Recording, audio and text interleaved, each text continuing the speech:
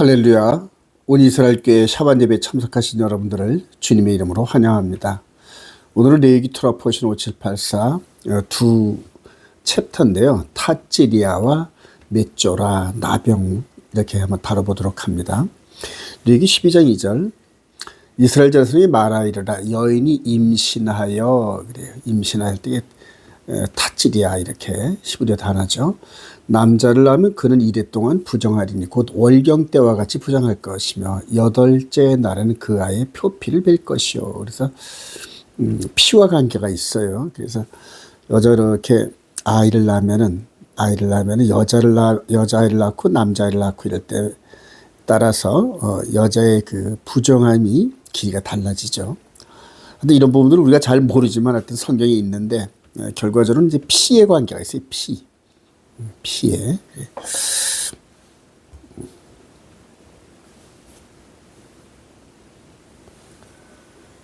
자, 이후로 레위기 14장 2절에 나병 환자가 정결하게 되는 날의 규례는 그래서 하나님께서 통치하신 이스라엘 백성들 가운데서 이렇게 여자가 유출병이 있다든가 나병 환자가 된다든가 이런 여러 가지 그 몸에 흉터가 남는 이제 이런 부분들을 어떻게 하나님께서 치료하시고 그 과정을 이끌어 가셨는지 볼 텐데요.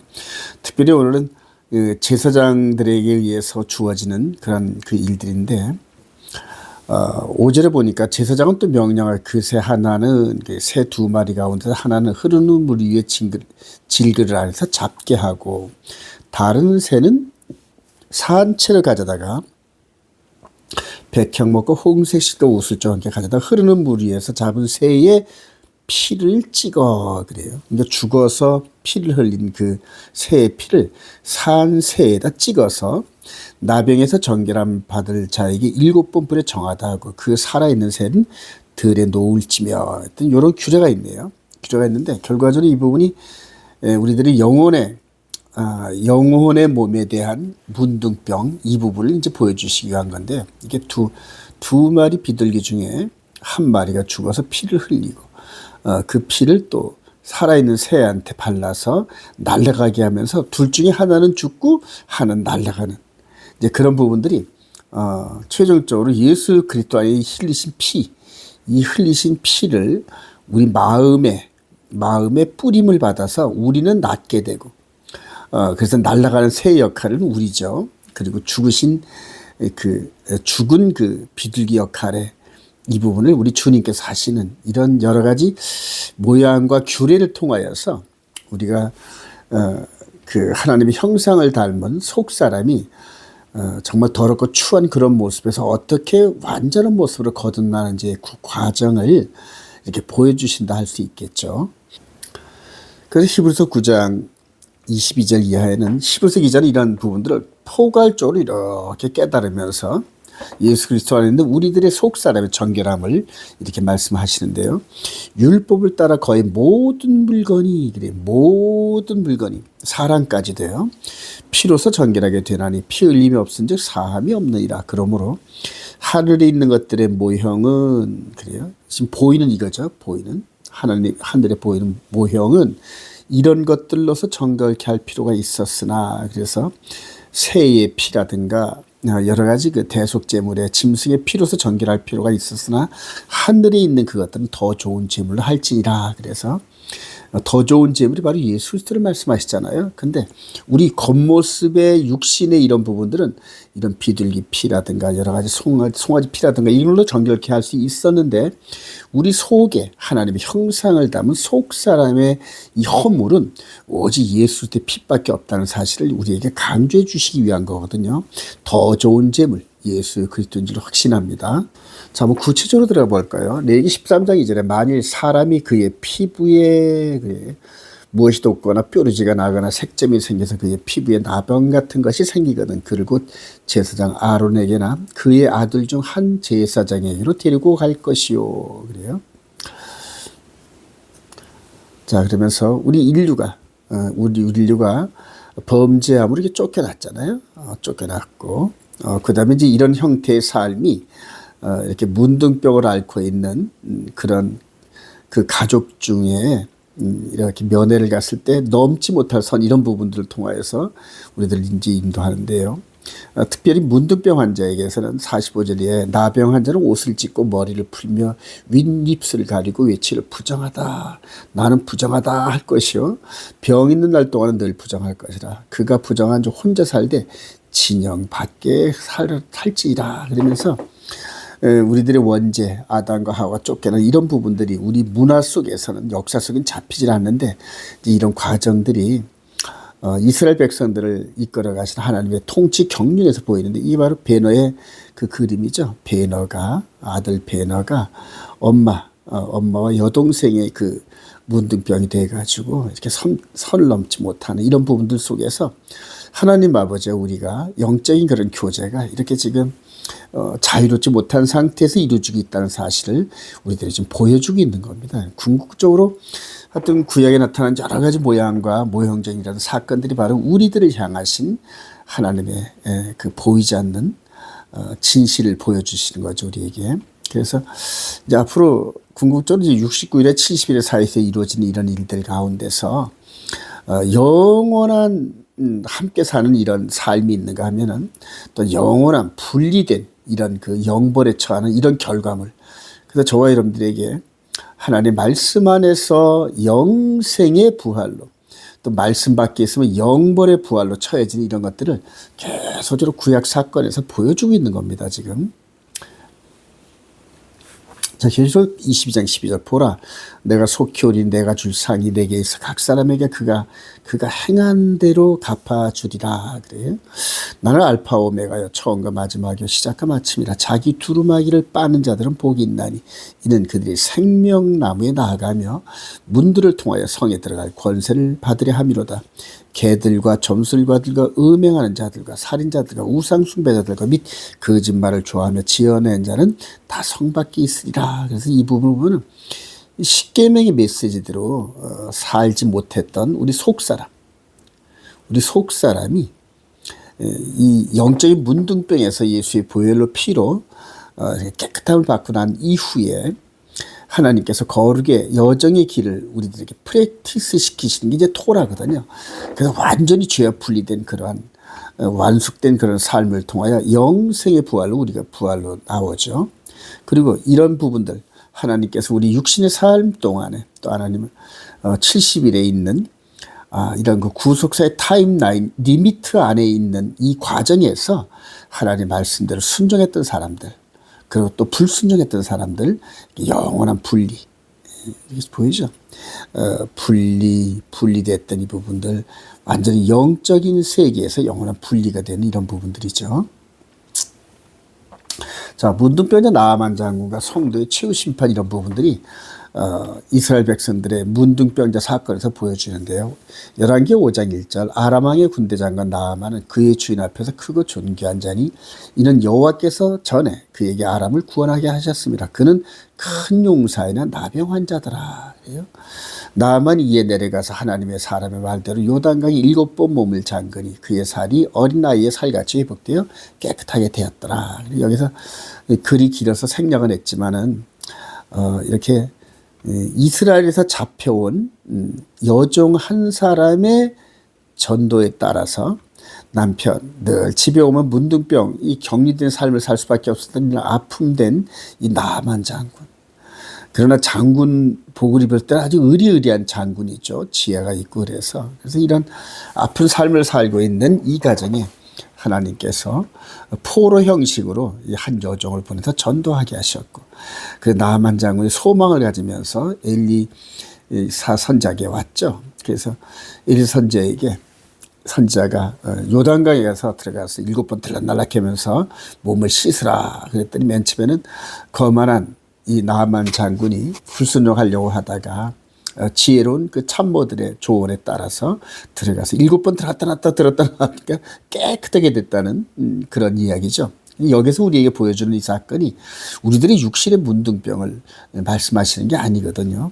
바로 누가복음 4장 27절 또 선자 엘리사 때 이스라엘에 많은 나병 환자가 있었을 때 그중에 한 사람도 깨끗함을 얻지 못하고 오직 수리할 사람 나아만뿐이 아니라 하면서 예수님께서 나아만 장군을 언급하시면서 바로 영적인 문둥병으로 우리를 인도하셔요.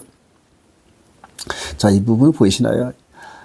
이렇게 예수님이 흘리신 보혈의 피로 우리 속사람, 마음의 뿌림을 받아, 이 보혈의 피가 우리 마음의 뿌림을 받아서 궁극적으로 하나님의 심판탑에 설 때에 속사람, 하나님의 형상으로 선물 받은 이 속사람이 퍼펙트한 모습으로, 마치 나만 장군이 요단강 물에서 7번 들어갔다 나왔던 것처럼, 그리고 겉사람이 깨끗해졌던 것처럼, 이제는 우리 마음에 뿌려주신 우리 주님의 보혈로 말미암아 우리가 깨끗함을 덧입고 하나님 앞에 심판 때 쓴 준비를 미리 하는 거거든요. 저와 여러분들 항상 언제든지 한 번은 씁니다. 사람이 살다 죽는 것은 정한 것인데요. 이걸 히브리서 기자가 히브리서 4장 12절 하나님의 말씀은 살아있고 활력이 있어 좌우의 낯을 어떤 것보다도 예리하여 혼과 영과 및 관절과 골수를 찔러 쪼개기까지 하며 또 마음의 생각과 뜻을 판단하나니 하나님의 심판은 우리 마음을 심판하는 겁니다, 여러분. 지으신 것이 하나도 그의 앞에 나타나지며 아님이 없고 우리의 결사를 받으신 이의 눈앞에 만물이 벌거벗은 것 같이 드러나느니라. 그래요. 문둥병이 낫게 하려고 요단강 들어가서 지금 이렇게 뭐 빤스 입었지만 벌거벗었을 수 확신해요. 이렇게 벌거벗은 것처럼 저와 여러분들이 하나님 앞에 벌거벗고 쓴다니, 속사람이. 이때 우리 영혼의 몸에 문둥병 자국이 있으면 영벌에 처해지는 거거든요. 그래서 주님의 보혈이, 주님이 흘리신 보혈이 우리 가운데 툭툭툭 떨어져 가지고 늘 씻으란 얘기입니다. 죄의 기준의 십계명의 삶을 살다가 넘어지면은 회개하고 그리스도의 보혈로 깨끗이 씻어내는, 그래서 우리의 마음이 하나님 아버지의 그 마음을 닮아가게 하는 이게 하나님의 뜻이거든요. 자, 히브리서 10장 19절 형제들아 우리가 예수의 피를 힘입어 그래 성소에 들어갈 탐욕을 얻었나니 그 길은 우리를 위하여 휘장 가운데로 열어놓으신 새로운 길이요 휘장은 곧 그의 육체니라. 또 하나님의 집 다스리는 큰 제사장이 계시면 우리가 마음의 뿌림을 받아, 즉 이분의 이 보혈의 피를 우리 마음의 뿌림을 받아 악한 양심으로부터 벗어나고 몸은 맑은 물로 씻음을 받았으니 참 마음과 온전한 믿음으로 하나님께 나아가자. 그래요.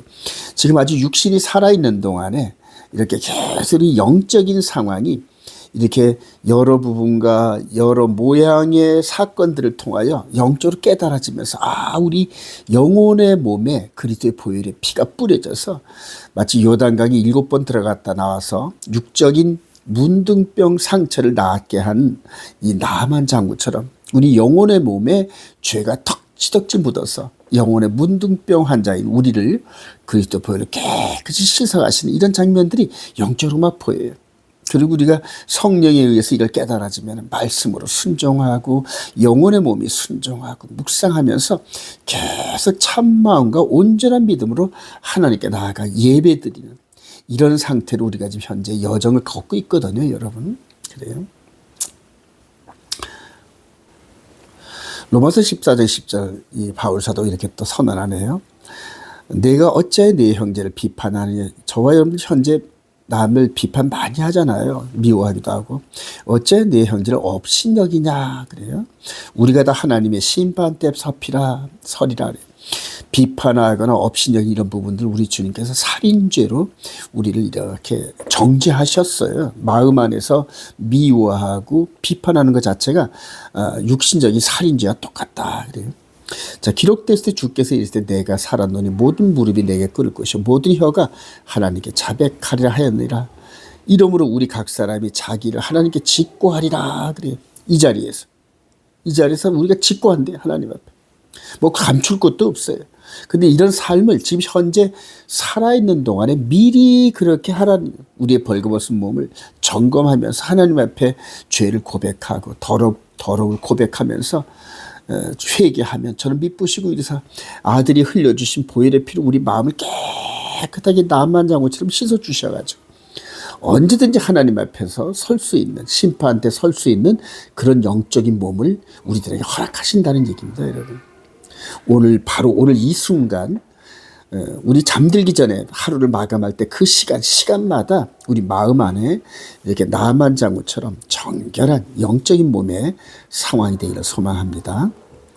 자, 문둥병자의 치료 과정에서 나타난 복음인데요. 나병 환자가 정결하게 되는 날의 규례는 그래, 미시파튼, 후카 이런 건데요. 곧 그 사람을 제사장으로 데려갈 것이요 제사장은 진영에서 나가 진찰할지니 그 환자에 있던 나병 한 부가 나았으면은 제사장은 그 정결함을 받을 자를 위하여 명령하여 살아있는 정결한 새 2마리와 백향목과 홍색 실과 우슬초를 가져오고 제사장은 또 명령하여 그 새 하나는 흐른 물 위에 질그릇에서 잡게 하고 죽게 하고 그래요. 다른 새는 산채를 가져다가 백향목과 홍색 실과 그 우슬초와 함께 가져다가 흐르는 물 위에서 잡은 새의 피를 찍어 나병에서 정결함을 받을 자에게 7번 뿌려 정하다 하고 그 살아있는 새는 들에 놓을지며 정결함을 받는 자는 그의 옷을 빨고 모든 털을 밀고 물로 몸을 씻을 것이라 그리하면 정하리니 그 후에 진연 위에 들어올 것이나 자기 장막 밖에 이래를 머물 것이요. 그래요. 자, 나병이 완치가 되면은 이렇게 완치가 되면은 이렇게 한 마리는 피 흘려 죽고 그다음 또 한 마리는 살아있는 새를 홍색 실로 묶어서 이렇게 해서 날려보내고 하는 이런 퍼포먼스인데 바로 예수 그리스도 안에서 바로 이 역할이 똑같아요. 우리 주님께서 피 흘려 죽은 비둘기 역할을 하고 그런데 그 밑에 피 뿌림을 받은 우리들은 살아서 나가고 하는 이런 그림들이 계속 반복되는 겁니다. 그래서 하나님께서 육신적인 문둥병 환자의 정결 구례를 통하여서 장차 있을 예수 그리스도의 보혈의 피로 말미암는 그런 영적인 몸의 정결함을 이루는 그 과정들을 우리에게 알려주신 거예요. 이사야 53장 5절 그가 찔림은 우리의 허물 때문이요 그가 상함은 우리의 죄악 때문이라 그가 징계를 받으면 우리는 평화를 누리고 그가 채찍에 맞음으로 우리는 나음을 받아 채찍에 맞으면서 피를 흘리셨잖아요. 우리 주님께서 우리가 다 양 같아서 그릇 행하여 각기 제 길로 갔거늘 여호와께서는 우리 모두의 죄악을 문둥병의 죄악을 속사람의 죄악을 그에게 감당시키셨도다. 그래요. 그래서 우리가 나음을 얻은 거거든요. 한 걸음 더 나가서 여호와께서 그에게 상함을 받게 하시기를 원하사 질고를 당하게 하셨는데 그의 영혼을 속건제물로 그래요. 이분은 속건제물, 영혼에 그래요. 이 백성들의 육신의 몸은 이렇게 비둘기나 이런 피로서 전결게 되는데 영혼은 이 속에 있는 속사람의 영혼은 오직 이분의 피. 그래요. 그의 영혼을 속건제물로 드리게 이르면 그가 씨를 보게 되며 그의 날은 길 것이요 또 그의 손으로 여호와께서 기뻐하시는 뜻을 성취하려다 그가 자기 영혼에 수고한 것을 보고 만족하게 할 것이라. 그래요. 우리 주님이 이에 기쁘게 올라가셨어요. 그리고 흘리신 보혈을 모든 사람들에게 영적으로 뿌려주시는 거예요. 그래서 영적인 문둥병이 낫는 것을 보시면서 기뻐하시는 겁니다. 여러분 만족하시면서. 자, 영혼의 목자와 감독 대신 예수 그리스도 그래요. 바울서도 이렇게 깨닫네요. 고린도서 5장 10절 그리스도의 사랑이 우리를 강권하시도다 우리가 생각하는데 한 사람이 모든 사람을 대신하여 죽었은즉 모든 사람이 죽은 것이다. 그가 모든 사람을 대신하여 죽으심은 살아있는 자들로 하여금 다시는 그들 자신을 위하여 살지 않고 오직 그들을 대신하여 죽었다가 다시 살아나시를 위하여 살게 하려 함이라. 그래요. 자, 그러면서 구약에서 이렇게 문둥병의 여러 가지 피 흘림에 부정한 자에 낳는 이런 규례를 통하여서 우리 영혼의 몸에 나병 그래요. 우리 겉사람은 나병 환자 안 걸렸잖아요. 근데 지금 저와 여러분들은 속사람은 이렇게 온몸에 죄의 흔적들이 막 보이잖아요. 죄의 흔적들이. 이 속사람 얘기하는 거예요. 그래서 영혼의 속건제물 이분이 2000년 전에 골고다에 흘리신 보혈의 피를 마음으로 믿어 의에 이루고 하면서 우리가 예수를 나의 구주로 영접하는 순간에 이분이 흘리신 보혈의 피가 우리 상처에 막 떨어져요. 상처에 막 떨어져서 영혼의 나병이 깨끗하게 이런 과정들을 겪는 거거든요. 여러분. 베드로전서 2장 22절 그는 죄를 범하지 아니하시고 그 입에 거짓도 없으시며 욕을 당하시되 맞대어 욕하지 아니하시고 고난을 당하시되 위협하지 아니하시고 오직 공의로 심판하신 이에게 부탁하시며 친히 나무에 달려 그 몸으로 우리 죄를 담당하셨으니 이는 우리로 죄에 대하여 죽고 의에 대하여 살게 하려 함이라. 죄에 대하여 죽고 의에 대하여 살게 하려 하심이라. 하나님 앞에 나가는 선결 조건이 의롭게 되는 겁니다. 체다카. 아브라함도 언약을 맺기 전에 의로운 과정이 반드시 필수적으로 통과되었는데 이는 곧 아들을 보고 믿는 믿음 외에는 없거든요. 근데 그 아들이 궁극적으로 우리를 의롭게 하시기 위해서 십자가에서 피 흘려 죽으신 사건, 이걸 믿음으로 얻어지는 오직 예수 그리스도의 피에 그 공로로 의롭게 되는 겁니다. 자, 의에 대해 살게라. 그가 채찍에 맞음으로 너희는 나음을 얻었으며 너희가 전에는 양과 같이 길을 이제는 너희 영혼의 목자와 감독 되신 이에게 돌아왔느니라. 우리 속사람이 그리스도의 보혈의 피로 깨끗이 됐고 죽었던 죄와 허물로 죽었던 우리 속사람이 살아났어요. 이제 우리 겉사람의 목자가 아닌 우리 속사람의 목자가 되신 건데 여러분. 그래서 영혼의 목자라는 이런 부분들을 성령님께서 전부 가르쳐 주시는데 성령님께서 이 way, the way, 진리의 길, 영생의 길로 우리를 인도하시는데 어떻게 인도하시냐면 바로 이렇게 성령님께서 구약의 여러 모양과 여러 사건으로 기록된 이것들을 읽고 깨닫게 하면서 현재 우리들이 영혼의 몸에 적용하게 하시는 겁니다, 여러분. 그래서 성령의 음성, 즉 구약을 읽으면서 우리들에게 주어지는 성령의 음성을 거역하면은 구원이 없어요, 여러분.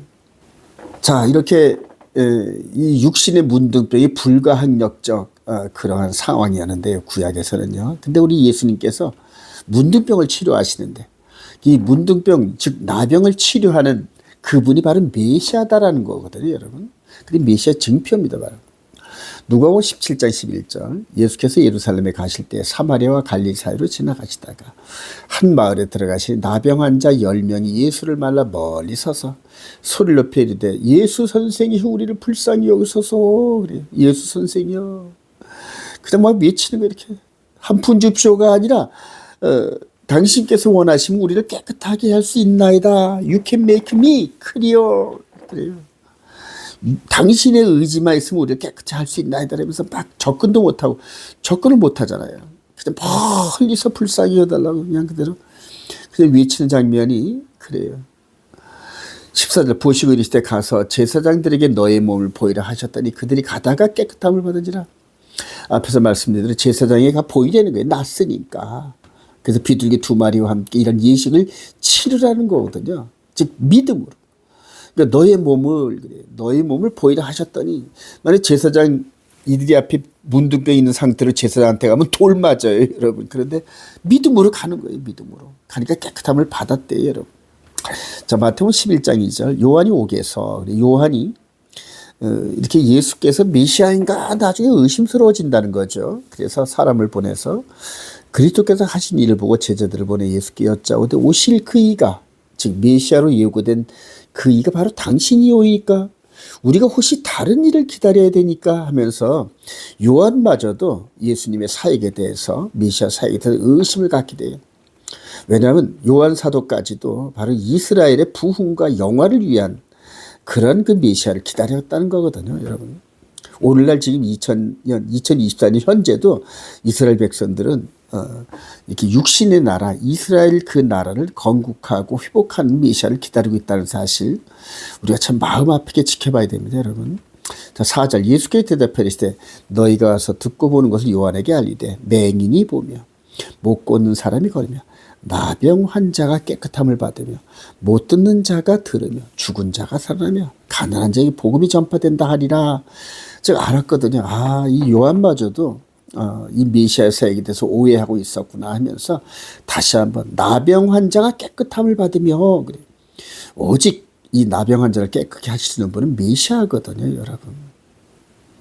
그래서 세례 요한을 이렇게 안심시키면서 자기 사역을 마치고 목배임을 당하는 그런 사건 속에서 역사의 무대에서 사라지게 되죠.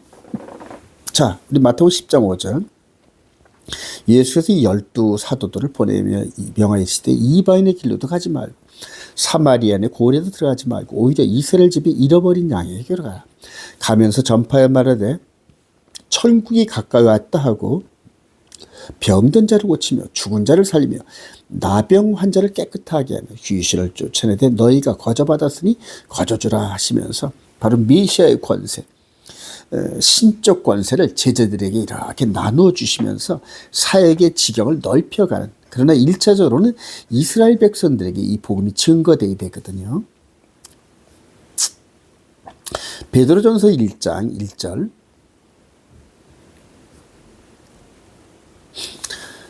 예수 그리스도의 사도 베드로는 본도, 갈라디아, 갑바두기아, 아시아와 비두니아에 흩어진 나그네 곧 하나님 아버지의 미리 하심을 따라 성령이 거룩하게 하시는 걸 순종한가. 예수 그리스도의 핏뿌림을 얻기 위하여 택하심을 받은 자들에게 편지하는 은혜와 평강이 너에게 더욱 많을지어다. 아까 비둘기 두 마리 중에서 죽은 비둘기의 피를 산 비둘기에 묻혀서 살아서 내보내지 않습니까? 바로 이런 원리거든요. 그래서 이 세상 모든 사람들이 다 영혼의 나병 환자들입니다. 영혼의 나병 환자들. 그런데 바로 이분이 흘리신 피를, 핏뿌림을 받기 위해서. 그러니까 이분이 흘리신 핏뿌림을 받아야 영적인 나병이 낫거든요, 여러분. 이 좀 이해가 되시나요, 여러분? 비둘기 두 마리 가운데 한 마리는 피를 줍고 또 나머지 살아있는 그 비둘기한테 피를 묻혀서 멀리 날아가게 하는 이런 부분들이 바로 죽은 비둘기의 역할을 이분이 하신 거고, 그 다음에 살아서 죽은 비둘기의 핏뿌림을 받아서 살아서 날아갈 준비하고 있는 비둘기가 바로 우리들이란 얘기거든요, 여러분. 참 이 구약의 리기 이런 것들이 얼마나 우리들에게 큰 복음으로 다가오는지. 그래서 베드로 사도는 핏뿌림을 얻기 위하여 이런 부분을 확신을 가지고 핏뿌림을 얻기 위하여 저와 여러분들이 오직 예수 그리스도의 핏뿌림을 얻는 것 외에는 이렇게 의롭게 될 수 있는 방법이 없어요. 그래서 오직 예수 믿는 믿음 외에는 불가능합니다. 자, 이 피로서 우리를 어떻게 창조하시나 볼까요? 아담의 갈비뼈로 하와를 예수 그리스도의 살과 피와 영으로 신부를 그래요. 창세기 2장 20절. 아담이 돕는 배 필요 없으므로 그래요. 창조됐었죠. 그리고 하나님께서 돕는 배 필요 없어서 짐승 가운데 찾다가 없잖아요. 그러니까 뼈를 뽑아서 이렇게 만드셔서 하와를 만들었는데, 여호와 하나님이 아담을 깊이 잠들게 하시니 잠들매 그가 그 갈빗대 하나를 취하고 살로 대신 채우시고, 여호와 하나님이 아담에게서 취하신 그 갈빗대로 여자를 만드시고 그래. 그를 아담에게로 이끌어 오시니 아담이 이르되 이는 내 뼈 중에 뼈요 살 중에 살이라. 이것을 남자에게서 취하였으니 여자나 부리라 하니라. 이러므로 남자가 부모를 떠나 그의 아내와 합하여 둘이 한 몸을 이룰지라. 원래 둘이 한 몸이었잖아요. 근데 이렇게 따로따로 분리를 시켜놨는데 이 둘이 하나가 되는 과정이 복음 중에 복음입니다, 여러분. 그래서 신약에서 우리 에베소서 5장이라든가 베드로전서 3장 이 부분에 보면은 사도들이 가정에서 부부가 하나가 되는, 부부가 하나가 돼야 된다. 이 복음의 핵심은 부부가 하나가 되는 거다. 이렇게 계속 우리들에게 알려주죠. 자, 마태복음 19장 3절.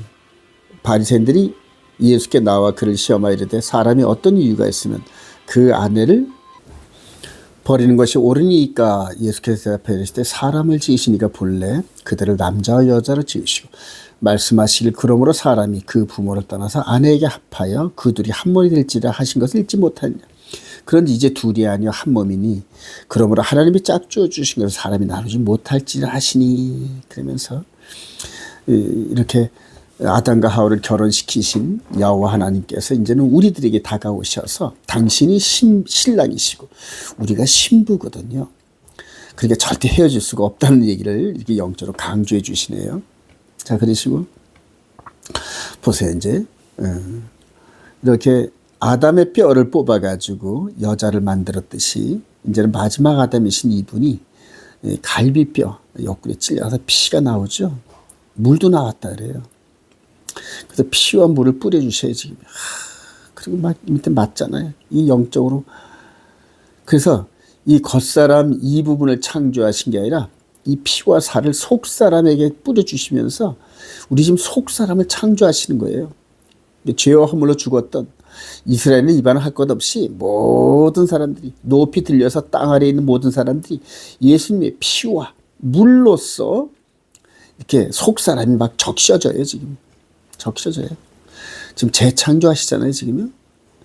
아담을 잠들게 해서 하와를 만든 것처럼 예수 그리스도를 잠들게 하셔서 그 피와 물로써 우리 속사람을 재창조하시고 재창조 가운데서 퍼펙트한 신부들을 이렇게 끌어올리셔서 이렇게 결혼식을 올리시죠. 계시록 19장 7절에 혼인잔치에 우리를 참여케 하셔서 참 너무나 아름다운 장면 아닙니까? 요한복음 19장 32절 군인들이 가서 예수와 함께 못 박히신 첫째 사람과 또 그 다른 사람의 다리를 꺾고 예수께서 이르사는 이미 죽으신 것을 보고 다리를 꺾지 아니하고 그중 한 군인이 창으로 옆구리를 찐 곧 피와 물이 나오더라. 그래요. 피와 물이 나오더라. 그 피와 물이 그래요. 너무너무 중요하죠. 자, 그리고 요한일서 5장 6절에 이는 물과 피로 임하신 이시니 곧 예수 그리스도시라. 물로만 아니요 물과 피로 임하셨고 증언하니 성령이시니 성령은 진리라. 그러면서 이 부분을 지금 이렇게 우리들에게 글로서 기록해 놓고 보여주시면서 성령님께서 지금 설명하고 계신 게 지금 성령님께서 구약을 기록하면서 봐라, 아담과 하와가 아담의 갈비뼈를 옆구리 손을 넣으셨겠죠. 이분께서 손을 넣어서 피도 나오셨겠죠. 그렇게 해서 그 아담의 뼈로서 이렇게 여자를 만들어서 뼈 중에 뼈야 살 중에 살에서 둘이 하나가 되는 과정이에요. 어차피 갈비뼈 안에서 뿌려졌어요. 이제 저와 여러분들이 사랑하신 여러분, 저와 여러분들이 예수님의 피와 물로서 이 속살에 뿌린 바 되고 성령께서 우리를 이끌어 가시면서 우리 속사람이 이렇게 변화되는, 속사람이 나중에 휴거되고 죽은 자 가운데 부활하면서 속사람이 이렇게 끌려 나오면 이제 팍 빠져나오면서 퍼펙트한 모습으로 이분의 신부가 되는 과정. 이게 구속사의 핵심입니다, 여러분. 너무너무 은혜스럽지 않습니까? 자, 에덴에서 영적인 문둥병으로 추방당한 인간들이 거듭난 후에 다시 하나님의 나라로 돌아가는 예수와의 신부들, 이렇게 말씀을 드렸는데요. 지금 여기서 쫓겨났죠? 쫓겨났어요.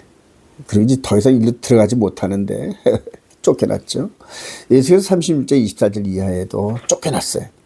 여기서 에레미야 때 이렇게 쫓겨났어요. 느부갓네살에 의해서 멸망당하면서 바벨론에 끌려갔거든요. 근데 끌려간 그들을 다시 인도해 드리겠다고 약속하시면서 어떻게 하셨냐면요. 맑은 물을 너에게 뿌려서 맑은 물을 정결하게 하되 곧 너의 모든 더러운 것에서와 모든 우상 숭배에서 너희를 정결하게 하시고 또 새 영을 너희 속에 두고 새 마음을 너희에게 주되 너희 육신에서 굳은 마음을 제거하고 부드러운 마음을 줄 것이며 또 내 영을 너희 속에 두어 너희로 내 윤례를 행하게 하리니 너희가 내 규례를 지켜 행할지라. 내가 너희 조상들에게 준 땅에서 너희가 거주하면서 내 백성이 되고 나는 너희 하나님이 되리라. 그러면서 이제 육신적인 추방 이후에 우리 주님께서 아까 말씀드린 대로 속 사람에게 피를 뿌려주시고 그 다음에 계명을 기록해서 거룩하게 하시면서 지금 이게 좀 저와 여러분들이 마지막 은혜 시대, 여기서 예수님의 십자가 사건이 있고 그리고 기독교 2000년의 시대 속에서 마지막 적그리스도 등장하는 3년 반 요 사이에 우리 영혼의 몸에 예수님의 피가 뿌려져 가지고 속사람이 살아나고 이 안에 기록된 계명의 삶을 따라서 거룩의 여정을 가면 즐거운 마음으로 계명 순종하는 거예요, 여러분. 그래서 요한사도가 그러잖아요. 우리가 하나님을 사랑하는 것은 이것이니 그의 계명들을 지키는 것이다. 그래요. 너는 나 외에는 신랑감 있으면 안 돼. 딴 남자 쳐다보면 절대 안 돼. 마귀 쳐다보면 안 돼. 그게 첫 계명이거든요. 두 번째, 우상 섬기지 마라. 탐심 갖지 마라. 이게 우상 숭배거든요. 세 번째, 우리는 하나님의 거룩한 백성이 되었어. 그래서 하나님의 이름을 명예를 훼손시키는 그런 행동하면 안 돼. 그러면서 성령께서 계속 우리를 속삭여 주셔. 안식일을 기억해서 나를 만나. 그래, 나한테 예배하러 와. 6일 동안은 열심히 일을 하고 7째 날은 너희들이 쉬면서 오직 그날은 나와 교제해. 이게 바로 예배 날이거든요.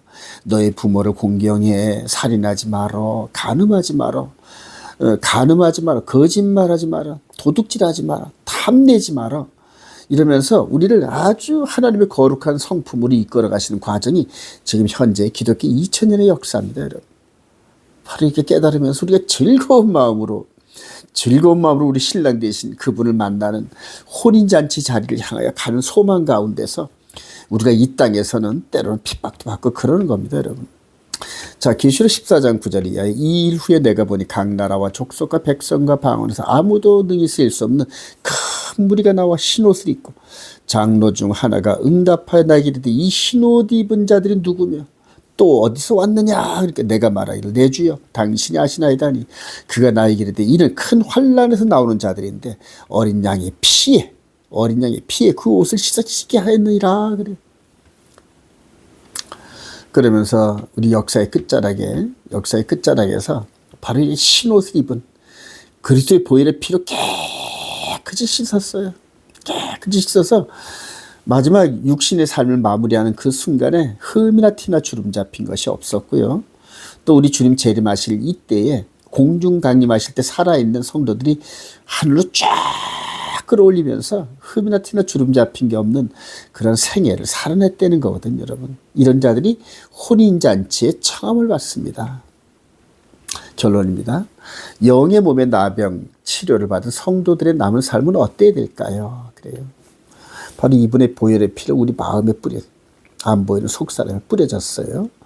히브리서 10장 9절 우리가 예수의 피를 힘입어 성소에 들어갈 담력을 얻었나니 22절에 우리가 마음에 뿌림을 받아 그래요. 악한 양심부터 벗어나고 몸은 밝은 물로 시설을 받았으니 참 마음과 온전한 믿음으로 하나님께 나아가자. 이게 바로 하나님께 나아가는 자는 영과 진리로 예배하니 하나님께 나아간다는 게 바로 예배하는 거거든요. 여러분. 그래서 하나님께 영과 진리 안에서 예배를 드린 남은 삶을 살아가면서 거룩한 속사람으로 그래요. 베드로전서 3장 1절 아내들아 이와 같이 자기 남편에게 순종하라. 이는 혹 말씀을 순종하지 않는 자라도 말로 말미암지 않고 그 아내 행실로 말미암아 구원을 받게 하려 함이니 너희의 두려워하며 정결한 행실을 보미라. 너희의 단장은 머리를 꾸미고 금을 차고 아름다운 옷을 입는 외모로 하지 말고 오직 마음에 숨은 사람을 온유하고 안정한 심령에 썩지 아니할 것을 하되 숨은 사람, 마음에 숨은 사람, 외모와 숨은 사람, 이 겉사람이 아닌 숨은 사람으로 하는 그리스도 보혈의 뿌림을 받은 속사람. 자, 이는 하나님 앞에 값진 것이라. 남편들아 이와 같이 지식을 따라 너희 아내와 동거하고 그를 더 연약한 그릇이요 또 생명의 은혜를 함께 이어받을 줄 알아 귀히 여기라. 이런 과정 속에서 아담과 하와가 원래 한 몸으로 만들어졌는데 둘이 만들어진 것이 하나로 되어가는 과정처럼 이분과 우리 속사람이 하나가 되는 과정이거든요, 여러분. 이게 영적인 아름다운 교회입니다. 교제고요. 베드로전서 3장 15절에 너희 마음에 그리스도를 주로 삼아 거룩하게 하고 너희 속에 있는 소망에 관한 이유를 묻는 자에게는 대답할 것을 항상 준비하되 온유와 두려움으로 하고 선한 양심을 가지라. 이는 그리스도 안에 있는 너희의 선행을 욕하는 자들로 그 비방하는 일에 부끄러움을 당하게 하려 함이라. 그래요. 사랑하시는 성도 여러분, 우리가 우리 속사람 안에 기록된 하나님의 계명을 순종하면서 거룩의 여정, 신의 성품에 참여하는 아름다운 여정 속에서 거룩한 안식일 날 하나님께서 예배를 받으시는 그 날에 예배를 드리면서 우주를 창조하시는 우주를 향하여 하나님의 영광을 드러내는 저와 여러분 되실 주님의 이름으로 축원드립니다.